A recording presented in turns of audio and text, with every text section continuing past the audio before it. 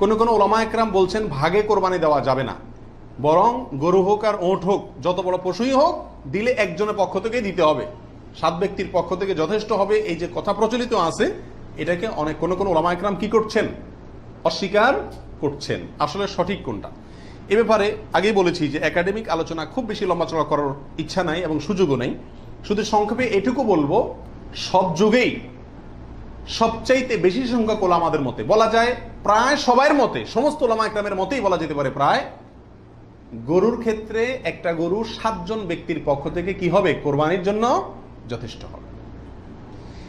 এক্ষেত্রে বিচ্ছিন্নভাবে যে 2-1 আলেম বলছেন যে গরু হোক আর ওঁট হোক একজন থেকে হবে, 7 জন থেকে হবে না, তাদের যুক্তিগুলা খুবই ঠুনকো এবং খুবই দুর্বল।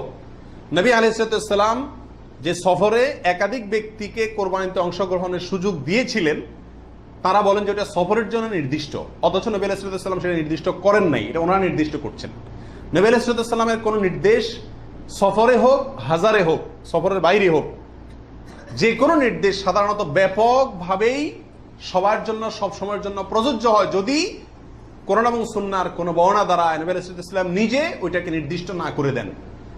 তিনি সফরে যদি কোনো নির্দেশ করেন, ওই সফরের বাইরের জন্য সেটা কার্যকর হবে কি হবে না? যদি কেউ সফরের জন্য নির্দিষ্ট করতে চায়, তাহলে তার জন্য পৃথক দলিলের প্রয়োজন। বিধায় এটাই হলো বেশিরভাগ ওলামা একরামের মত। বিচ্ছিন্নভাবে কোনো আলেমের মত থাকতে পারে, কিন্তু সে 1-2 জন আলেমের কথা না শুনে সংখ্যাগরিষ্ঠ ওলামা একরামের মতের উপর আমল করবেন। গরুর ক্ষেত্রে 7 জনের পক্ষ থেকে যথেষ্ট হবে। তবে একটা কথা এখানে বলতেই হবে, সেটা হলো উত্তম হলো একাকি দেওয়া, ভাগে না দিয়ে কি দেওয়া, একাকি দেওয়া। এক্ষেত্রে কারোর কোনো দ্বিমত নাই, একাকি দিতে পারলে সে সবচেয়ে বেস্ট এবং ভালো।